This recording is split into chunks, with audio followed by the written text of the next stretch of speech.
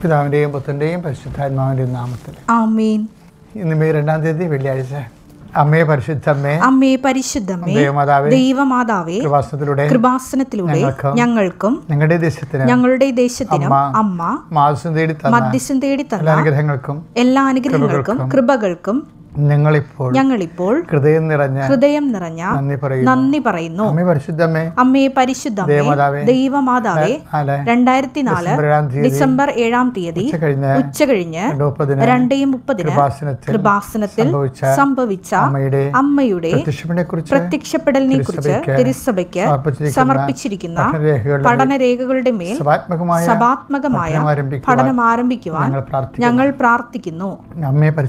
അമ്മേ പരിശുദ്ധ ഭൂസ്വർലോകങ്ങളുടെ രാജ്ഞിയായ അങ്ങേയ്ക്ക് ഭൗമ സംരക്ഷണത്തിനായി പ്രപഞ്ച പ്രകൃതിയെ തന്നെ തിരുസഭ പ്രതിഷ്ഠിക്കുവാൻ ഈ പ്രത്യക്ഷീകരണ വഴി ഇടയാക്കിയമ്മേ. പരിശുദ്ധമ്മേ, ജപമാല മാതാവേ, സകല കൃപാസനം പ്രാർത്ഥനകളോടും ചേർത്ത് ഞങ്ങളിപ്പോൾ പ്രാർത്ഥിക്കുന്ന ഈ കുടുംബത്തിന്റെ പ്രത്യേക നിയോഗം മക്കളെ.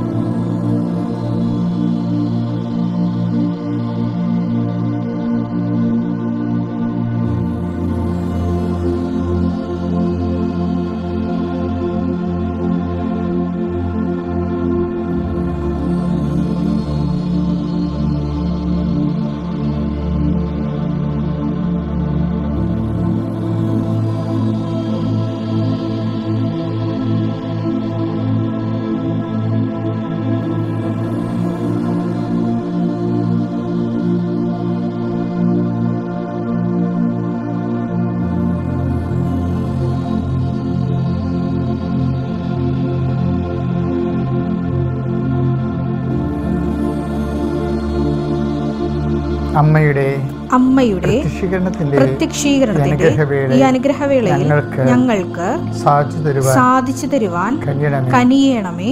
ആമേൻ. വിശ്വാസ പ്രമാണം. സർവശക്തനായ പിതാവും ആകാശത്തിന്റെയും ഭൂമിയുടെയും സൃഷ്ടാവുമായ ദൈവത്തിൽ ഞാൻ വിശ്വസിക്കുന്നു. അവിടുത്തെ ഏകപുത്രനും ഞങ്ങളുടെ കർത്താവുമായ ഈശോ മിശിഹായിലും ഞാൻ വിശ്വസിക്കുന്നു. ഈ പുത്രൻ പരിശുദ്ധാത്മാവിനാൽ ഗർഭസ്ഥനായി കന്യകാമറിയത്തിൽ നിന്ന് പിറന്ന് പൊന്തിയോസ് പീലാത്തോസിന്റെ കാലത്ത് പീഡകൾ സഹിച്ച് കുരിശിൽ തറയ്ക്കപ്പെട്ട് മരിച്ച് അടക്കപ്പെട്ട് പാതാളങ്ങളിൽ ഇറങ്ങി മരിച്ചവരുടെ ഇടയിൽ നിന്ന് 3-ാം നാൾ ഉയർത്ത് സ്വർഗത്തിലേക്ക് എഴുന്നള്ളി സർവശക്തിയുള്ള പിതാവായ ദൈവത്തിന്റെ വലതുഭാഗത്തിരിക്കുന്നു. അവിടെ നിന്ന് ജീവിക്കുന്നവരെയും മരിച്ചവരെയും വിധിക്കുവാൻ വരുമെന്നും ഞാൻ വിശ്വസിക്കുന്നു. പരിശുദ്ധാത്മാവിലും ഞാൻ വിശ്വസിക്കുന്നു. വിശുദ്ധ കത്തോലിക്കാ സഭയിലും പുണ്യവാന്മാരുടെ ഐക്യത്തിലും പാപങ്ങളുടെ മോചനത്തിലും ശരീരത്തിന്റെ ഉയർപ്പിലും നിത്യമായ ജീവിതത്തിലും ഞാൻ വിശ്വസിക്കുന്നു. ആമേൻ. ഞങ്ങളുടെ പിതാവേ, അങ്ങയുടെ നാമം പൂജിതമാകണമേ. അങ്ങയുടെ രാജ്യം വരണമേ. അങ്ങയുടെ തിരുമനസ് സ്വർഗത്തിലെ പോലെ ഭൂമിയിലും ആകണമേ. അന്നു വേണ്ടുന്ന ആഹാരം ഇന്ന് ഞങ്ങൾക്ക് തരണമേ. ഞങ്ങളോട് തെറ്റ് ചെയ്യുന്നവരോട് ഞങ്ങൾ ക്ഷമിക്കുന്നത് പോലെ ഞങ്ങളുടെ തെറ്റുകൾ ഞങ്ങളോടും ക്ഷമിക്കണമേ. ഞങ്ങളെ പ്രലോഭനത്തിൽ ഉൾപ്പെടുത്തരുതേ, തിന്മയിൽ ഞങ്ങൾ രക്ഷിക്കണമേ. ആമേൻ. കർത്താവ് അങ്ങയുടെ കൂടെ സ്ത്രീകളിൽ അങ്ങ് അനുഗ്രഹിക്കപ്പെട്ടവളാകുന്നു. അങ്ങയുടെ ഉദരത്തിൻ ഫലമായി ഈശോ അനുഗ്രഹിക്കപ്പെട്ടവനാകുന്നു. പരിശുദ്ധ മറിയമേ, തമ്പുരാന്റെ അമ്മേ, പാപികളായ ഞങ്ങൾക്ക് വേണ്ടി ഇപ്പോഴും ഞങ്ങളുടെ മരണസമയത്തും തമ്പുരാനോട് അപേക്ഷിക്കണമേ. ആമേൻ. കർത്താവേ, നിന്റെ ഉന്നതമായ നാമത്തിന് സ്വസ്ത്രം ചെയ്യണം. കർത്താവേ, നിന്റെ വിശുദ്ധ പൗരോഹിത്യത്തെ മഹത്വപ്പെടുത്തണമേ. കർത്താവേ, സഭയിലുള്ള സാന്നിധ്യം പ്രകടമാക്കണമേ. 39 കൊല്ലം ഞാൻ അർപ്പിച്ച കൃപാനയുടെ യോഗ്യതയാൽ കൃപാസ്ഥാനത്താറെ ജീവനോടെ പ്രത്യക്ഷപ്പെട്ട പരിശുദ്ധ അമ്മയുടെ മാധ്യസ്ഥത്തിന് ഈ അൾത്താറയിൽ നടന്ന 10,000-കണക്കിന് ആരാധന ശക്തിയാൽ പിതാവിൻ്റെയും പുത്രൻ്റെയും പരിശുദ്ധാത്മാവിൻ്റെ നാമത്തിൽ ഞാൻ മക്കളെ ഈശോ നാമത്തെ ആശീർവദിക്കുന്നു. നിങ്ങളുടെ ഇന്നത്തെ മുഴുവൻ ഉദ്യമങ്ങളെ ഈശോ ആശീർവദിക്കട്ടെ. കർത്താവേ, ഇന്നത്തെ ഓരോരോ കാര്യങ്ങൾ ഓർക്കുമ്പോൾ, ഇന്ന് ചെയ്യേണ്ട കാര്യങ്ങൾ ഓർക്കുമ്പോൾ, ചെയ്ത് തീർക്കേണ്ട കാര്യങ്ങൾ ഓർക്കുമ്പോൾ പരിഭ്രമിക്കുന്നവരുണ്ട് ഈശോയെ. സങ്കടപ്പെടുകയും ഉത്കണ്ഠപ്പെടുകയും ആദ്യ പിടിക്കുകയും ചെയ്യുന്നവരുണ്ട് ഈശോയെ. വ്യഗ്രതയുള്ളവരുണ്ട് ഈശോയെ. അവരെല്ലാം അങ്ങ് സബ്സൈഡ് ചെയ്യണമെന്ന് പ്രാർത്ഥിക്കുന്നു. എൻ്റെ കർത്താവിൻ്റെ ഉന്നതമായ നാമത്തിന് അനുഗ്രഹിക്കപ്പെടട്ടെ. നിൻ്റെ ഹൃദയത്തിലെ കട്ടിയിരിക്കണ പോലെ ഭാരമിരിക്കപ്പോൾ ഹൃദയത്തിൽ എന്തോ വലിയ മാറാത്ത ഭാരമിരിക്കണ പോലെ ഓരോ കാര്യങ്ങളിൽ വന്നുപെട്ട സങ്കടങ്ങൾ ഇപ്പോൾ പേരറിയാൻ പറ്റാത്ത രീതിയിലൊരു വല്ലാത്ത ഒരു വിഷമമൊക്കെ അനുഭവിക്കുന്നവരുണ്ട്. അവിടെ വിഷമങ്ങൾ യേശുക്രിസ്തു നാമം നീങ്ങിപ്പോട്ടെന്ന് കൽപ്പിക്കുന്നു. കർത്താവ് ഭവനരഹിതര് കാലാവസ്ഥകളുടെ ഭേദങ്ങളിലുണ്ടാകുന്ന വരുമാന തകർച്ചയും ജോലിയില്ലായ്മയും ഓർത്തുകൊണ്ട് ഒരു കാർമേഘമോ ഒരു മഴവെപ്പോ ഒക്കെ കാണുമ്പോൾ പെട്ടെന്ന് വേദനിക്കുന്ന ആൾക്കാരുണ്ട്. ഈശോയെ, ഇന്ന് പണിച്ച് തീരുമല്ലോ, ഇന്ന് പണി ചെയ്ത് തീർക്കാൻ പറ്റത്തില്ലല്ലോ, ഇനി എന്ത് ചെയ്യും എന്നൊക്കെ ഓർത്തുകൊണ്ട് വല്ലാത്ത രീതിയിൽ ജീവിതവുമായിട്ട് മൽപ്പിടുത്തി നടത്തുന്നവർ, സങ്കടപ്പെടുന്നവരെ കർത്താവ് ഇന്നത്തെ ആശ്വാസം നൽകി അനുഗ്രഹിക്കട്ടെ എന്ന് പ്രാർത്ഥിക്കുന്നു. കുടുംബത്തിൽ സമാധാനം ഇല്ലാത്തവരും 4 പേരുണ്ടെങ്കിൽ 4 മനസ്സായിട്ട് പരസ്പര വിരുദ്ധമായ ചിന്തകളും ആലോചനകളും കൊണ്ട് നടന്നിട്ട് ഒന്നും ചെയ്യുകയുമില്ല, ചെയ്യിക്കത്തുമില്ല, പാകോടപടി നടക്കാത്ത കുടുംബങ്ങൾ, തങ്ങളുടെ ഓഹരി വിട്ട് കിട്ടാത്തതിൻ്റെ പേരിൽ തങ്ങളുടെ കടങ്ങളെ പരിഹരിക്കുകയും വാടക കൂടുകയും സമാധാനം ജീവിക്കാൻ പറ്റാതിരിക്കുകയും ഉള്ള വീട് തന്നെ റിപ്പയർ പോലും ചെയ്യാൻ പറ്റാത്ത രീതിയിൽ ഇരുട്ടിൽ കിടക്കുന്ന മക്കളുണ്ട്. അവരാണ് ഞാൻ ആശീർവദിക്കുന്നു. കർത്താവിൻ്റെ നാമത്തിൽ ഞാൻ ആശീർവദിക്കട്ടെ. കർത്താവ് ജീവിതത്തിൽ പല സംഭവങ്ങളും തെറ്റുകൾ സംഭവിച്ചിട്ടുണ്ട്. അതിൻ്റെ പേരിലൊക്കെ ഇന്ന് നാവക്കെടുത്ത് സംസാരിക്കാൻ പറ്റാത്ത അവസ്ഥയിൽ വീട്ടിൽ അകപ്പെട്ടു പോയവരുണ്ട്. എന്തെങ്കിലും സംഭവിച്ചു കഴിയുമ്പോൾ നിൻ്റെ പഴയ ചരിത്രം എന്നെക്കൊണ്ട് വിവരിക്കണോ എന്നൊക്കെ ചോദിച്ചുകൊണ്ട് അടിച്ചിരുത്തി കളയും. അതുകൊണ്ട് ജീവിതത്തിൽ സംസാരിക്കാൻ പറ്റാത്തവരുണ്ട്. വീട്ടിൽ ജീവിക്കുമ്പോൾ തന്നെ ഏകസ്ഥനായിട്ട് ജീവിക്കണം പോലും, ഏകസ്ഥയായിട്ട് ജീവിക്കണം പോലെയും അന്യനായിട്ട് ജീവിക്കണം പോലും തോന്നണവരുണ്ട്. അവരുടെ മേലെല്ലാം കർത്താവിൻ്റെ കൂട്ടുകാരെല്ലാം നിന്നെ തള്ളിപ്പറഞ്ഞാലും ഒരു കാരണവശാലും ഞാൻ നിന്നെ തള്ളിക്കളയിലെന്ന് പറഞ്ഞ ദൈവത്തിൻ്റെ വാഗ്ദാനങ്ങളെ ആഴമായി വിശ്വസിക്കാൻ കർത്താവ് നിന്നെ സന്ധിക്കട്ടെ എന്ന് പ്രാർത്ഥിക്കുന്നു. എങ്ങനെയെങ്കിലും വിറ്റുചുട്ടി എവിടെയെങ്കിലും പോയാൽ മതി വിചാരിച്ചുകൊണ്ട് സ്വന്തം കിടപ്പാടവും അതിന് ചുറ്റുമുള്ളവരുമായിട്ടൊക്കെ ഭയങ്കര മാനസിക അകൽച്ചകൾ കാരണം വിൽക്കാനും പറ്റണില്ല, ജീവിക്കാനും പറ്റാത്ത രീതിയിൽ വിഷമിക്കുന്ന ആൾക്കാരുണ്ട്. അവരുണ്ടാക്കി വെച്ചിരിക്കുന്നതിന് ചില അബദ്ധമായ തീരുമാനങ്ങളെയും ചിന്തകളുടെയും പെരുമാറ്റത്തിനെയും കുഴപ്പം കൊണ്ട് തന്നെയാണെങ്കിൽ പോലും അവരുടെ മനസ്സിന് വിഷമങ്ങൾ ഭാരപ്പെട്ടവരെങ്ങനെ ഭാരം തലം കെട്ടി കിടക്കുന്ന പോലെ അവർ വിഷമിക്കുന്നുണ്ട്.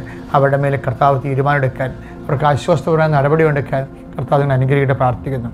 ഭാവി ജീവിതം, ഭാവി പഠനം, ഭാവി ജോലി അങ്ങനെയുള്ള വിഷയങ്ങളിൽ വല്ലാത്ത വിഷമം അനുഭവിക്കുന്നവരും കുറേ കടങ്ങൾ കുറേ ഏജൻറ്റുമാർക്കും അല്ലാത്തവർക്കൊക്കെ കുറേ പൈസ ജോലിക്ക് വേണ്ടി കൊടുത്തു, അതെല്ലാം കൈമോശം വന്നു പോയി, ഒന്നും കിട്ടപ്പോരില്ലാതെ ഇപ്പോൾ പുതിയ ജോലിക്ക് വേണ്ടി കൊടുക്കാൻ പറഞ്ഞ് സത്യമാണെങ്കിലും കൊടുക്കാൻ കാശില്ലാത്ത അവസ്ഥയിൽ വിഷമിക്കുന്നവരുണ്ട്. ഇങ്ങനെ സന്ധിപ്പില്ലാത്ത മക്കളെ ഈ നിമിഷം കർത്താവ് കെട്ടുകളെ ഈശോ ഞാൻ അഴിച്ചു മാറ്റുന്നു. മാരകമായ വിഷമം അനുഭവിച്ച് വേദനിക്കുന്നവരെ അവരുടെ മേൽ കർത്താവിൻ്റെ കാരുണ്യം ചൊല്ലി അവിടെ പ്രാർത്ഥിക്കുന്നു. പോലീസ് വഴക്കുകൾ, അതുപോലെ ലഹരി പദാർത്ഥങ്ങളുടെ ഉപയോഗങ്ങൾ, അതിൽ നിന്ന് രക്ഷപ്പെടാൻ മാർഗമില്ലാത്ത മാനസികാവസ്ഥകൾ കർത്താവിൻ്റെ നാമം നീങ്ങിപ്പോട്ടെ എന്ന് കൽപ്പിക്കുന്നു. കർത്താവിൻ്റെ ശ്രദ്ധയിലേക്ക് ഒഴുകട്ടെ. എൻ്റെ കർത്താവിൻ്റെ ഉന്നതമായ നാമത്തിൽ അനുദിന ജീവിതത്തിൽ ഉണ്ടാകുന്ന ജീവിത ഭാരങ്ങൾ, ജോലി ഭാരങ്ങൾ, അതുപോലെ തന്നെയുള്ള ഉത്തരവാദിത്വത്തിന് മേലുണ്ടാകുന്ന നമ്മുടെ മേലെ ചുമത്തുന്ന ഭാരങ്ങൾ, എല്ലാ ആശ്വാസങ്ങളും യേശുക്രിസ്തു നാമത്തിൽ നീങ്ങിപ്പോകട്ടെ എന്ന് കൽപ്പിക്കുന്നു. നിത്യപിതാപുത്രനും പരിശുദ്ധാത്മാവിനെ നീക്കാമേ. എൻ്റെ മക്കളെ, പിന്നെ ഉണ്ടല്ലോ ആധ്യാത്മിക ജീവിതം ഉണ്ടല്ലോ, നമ്മളൊന്ന് അല്പം ശ്രദ്ധിച്ചാൽ മതി, ഭയങ്കര സൂപ്പറാണ്. അതിൻ്റെ അതിലെ ഘടകങ്ങൾ ഈ ദിവസങ്ങളിൽ കർത്താവിനോട് പറഞ്ഞത് ഇത്രയേ ഉള്ളൂ. ഞാൻ കുർബാനയ്ക്ക് ഇൻട്രോഡക്ഷൻ കൊടുക്കാൻ നേരത്തെ കർത്താവ് പറഞ്ഞതാണ്. എബ്രാഹത്തിൻ്റെ ജീവിതം നോക്കിയാൽ നമുക്കിതിൻ്റെ അസ്ഥിവാരം അറിയാൻ പറ്റും.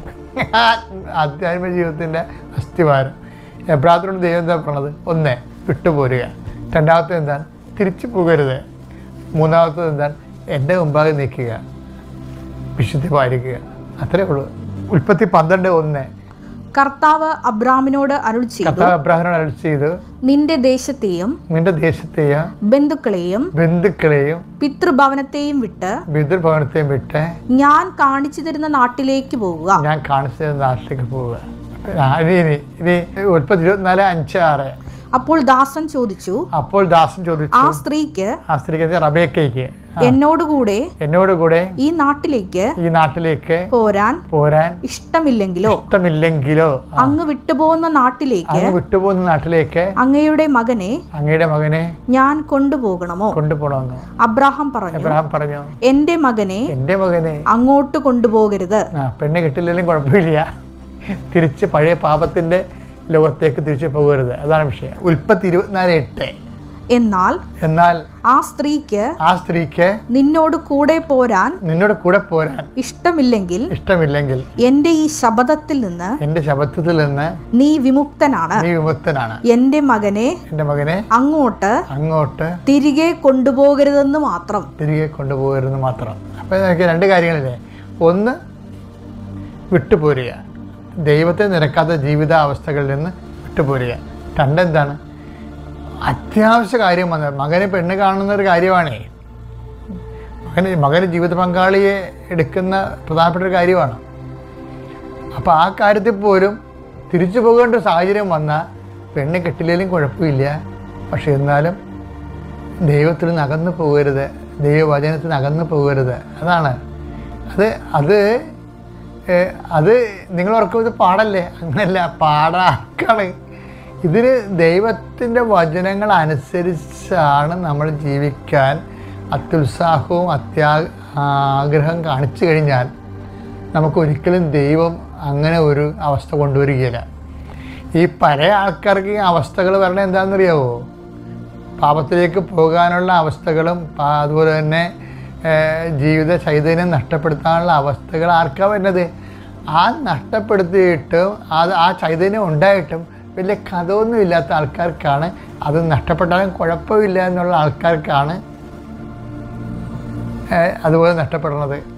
അത് നഷ്ടപ്പെട്ട എൻ്റെ ദൈവികമായ ചൈതന്യം നഷ്ടപ്പെട്ടാൽ എനിക്ക് ജീവൻ പോകണ പോലെയാണ് തോന്നുന്ന ആൾക്കാരില്ലേ, അവർക്കൊരു കുഴപ്പമില്ല, അവർക്ക് പ്രൊട്ടക്ഷനുണ്ട്, ദൈവം അവരെ പ്രൊട്ടക്റ്റ് ചെയ്യും.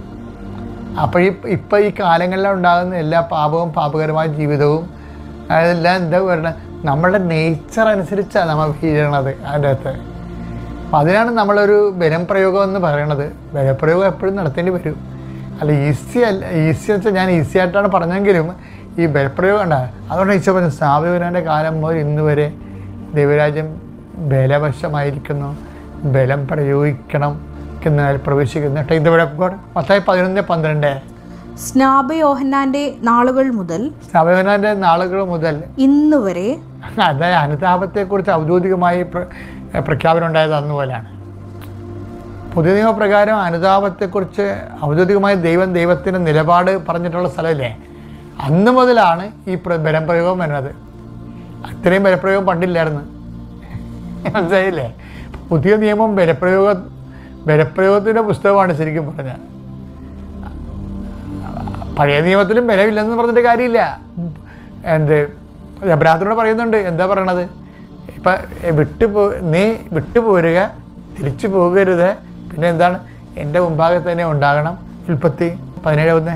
അബ്രാമിന് 99 വയസ്സായപ്പോൾ കർത്താവ് പ്രത്യക്ഷപ്പെട്ട് അവനോട് അരുൾ ചെയ്തു, സർവശക്തനായ ദൈവമാണ് ഞാൻ, എന്റെ മുമ്പിൽ വ്യാപരിക്കുക, കുറ്റമറ്റവനായി വർത്തിക്കുക. എൻ്റെ മുമ്പിൽ വ്യാപരിക്കുക, കുറ്റമറ്റവനായി വർത്തിക്കുക. അപ്പോൾ നിങ്ങൾ കുറ്റം ചെയ്യാത്ത മനുഷ്യരുണ്ടോ? കുറ്റം ചെയ്യാതെ ജീവിക്കാൻ പറ്റുമോ? സിമ്പിളായിട്ട് ജീവിക്കാൻ പറ്റും, ഒരു കുഴപ്പമില്ല. അതിനകത്ത് ഏറ്റവും വലിയ പ്രശ്നം എന്താണെന്ന് അറിയാം, ആൾക്കാർക്കെല്ലാം ഇങ്ങനെ കുറ്റം ചെയ്യേണ്ടി വരണം. എന്തുകൊണ്ടാണെന്ന് അറിയാമോ? കുറ്റം ചെയ്താലും കുഴപ്പമില്ലെന്ന് ഉള്ളിൽ അങ്ങനെ ഒരു നിലപാടെടുത്തിട്ടാണ്. കുറ്റം ചെയ്യുന്ന കുഴപ്പമാണെന്ന് നിലപാടെടുത്തു കഴിഞ്ഞാലേ നമുക്ക് കുറ്റം ചെയ്യാൻ പറ്റത്തില്ല. അതാണ് മെയിൻ വിഷയം. അതിൻ്റെ ഒരു സംശയമില്ല. ഇപ്പം എൻ്റെ കൂടെയുള്ള വിജയകുമാർ സാറും ജോമോൾ എന്നൊക്കെ പറഞ്ഞാൽ കുർബാന ഒരിക്കലും മുടക്കത്തില്ല. ഞാനും വിജയകുമാർ, അത് ജോമോൾ കുർബാന അടുത്ത വണ്ടിക്ക് എറണാകുളത്തേക്കും പോയി രാത്രി എപ്പോഴാണ് കുർബാന ഉള്ളത് ആ കുർബാനയൊക്കെ അപ്പോൾ കൂടിയിരിക്കും. അപ്പോൾ കുർബാന കൂടിയില്ലേ കുഴപ്പമില്ലെന്ന് പറഞ്ഞിരിക്കണേ എല്ലാ കുർബാനയും കഴിപ്പോ. കുർബാന കൂടിയില്ലേ കുഴപ്പമില്ല എന്ന് പറഞ്ഞ ആൾക്കാരില്ലേ, അവർക്ക് എല്ലാ കുർബാനയും മുടങ്ങും, ഞായറാഴ്ച കുർബാനയും മുടങ്ങും. വിജയകുമാർ അങ്ങനെയാണ്. വിജയകുമാർ എൻ്റെ കൂടെ എവിടെ വന്നാലും ആദ്യം അവിടെ കുർബാന സെറ്റ് ചെയ്യുക. അവിടെ ഏത് രാജ്യത്ത് പോയാലും അവിടെ ആദ്യം ചെല്ലുമ്പോൾ കുർബാന ചെല്ലാനുള്ള പരിപാടി പുള്ളി എങ്ങനെയെങ്കിലും ഒപ്പിച്ചെടുക്കും. ഒരച്ഛനെ കിട്ടിയാലും ശരി, ആ അച്ഛനെ കൊണ്ട് ഒറ്റയ്ക്ക് വേണ്ടി കുർബാന ചൊല്ലിയിട്ടുണ്ട്. ഒറ്റയ്ക്ക് പുള്ളിക്കാരൻ്റെ മാത്രം കുർബാന. ഒരു ദിവസം ഒരു സ്ഥലത്ത് പോയപ്പോൾ കുർബാന ചൊല്ലിയപ്പോൾ ആ അച്ഛന് ഏതാണ്ട് 2000-3000 രൂപ കൊടുത്തു. എന്തിനാണെന്നറിയാമോ? അന്ന് കൂടുതൽ കുർബാന കൂടിയില്ല. ഇപ്പം ഞങ്ങൾ ശങ്കരത്ത് തൊട്ട് തമിഴ്നാട്ടിൽ പോയപ്പോൾ ആ അച്ഛനെ പ്രൈവറ്റായിട്ട് കണ്ടപ്പോൾ അച്ഛൻ സഹായിക്കണം, അച്ഛൻ എന്ന് കുർബാന കൂട്ടി വെച്ചാൽ എനിക്ക് വേണ്ടി കുർബാന എടുത്തിട്ട് അച്ഛൻ ചോദിക്കുക. ആദ്യം ചെലുത്തി കൊടുത്ത് ഒരു ഗിഫ്റ്റ് കൊടുത്ത് ആ അച്ഛന്. അപ്പോൾ അതെന്ന് വെച്ചാൽ അത് അപ്പം നമ്മൾക്ക് കുർബാന മിസ്സാകരുതെന്ന് വിചാരിച്ചാൽ മിസ്സാകത്തില്ല. മിസ്സായാലും കുഴപ്പമില്ലെന്ന് വിചാരിച്ചാൽ മിസ്സായിക്കൊണ്ടേയിരിക്കും. അതുപോലെയാണ് ഈ പാപത്തിൻ്റെയും കുറ്റത്തിൻ്റെയും അവസ്ഥ. പാപം ചെയ്യരുത് എന്ന് പറഞ്ഞാൽ ചെയ്യാൻ പറ്റത്തില്ല, ചെയ്താലും കുഴപ്പമില്ല. എന്താ നമ്മൾ ദൈവം കള്ളം കാണിക്കുന്നൊക്കെ പറഞ്ഞാൽ ചില ആൾക്കാർ ലൈസൻസ് എടുക്കത്തില്ല പാപം ചെയ്യാൻ വേണ്ടി. അങ്ങനെയുള്ളവർക്ക് പാപം ചെയ്യത്തുള്ളവർ. അപ്പോൾ അത് സൂക്ഷിക്കുക, ശ്രദ്ധിക്കുക. Thank you.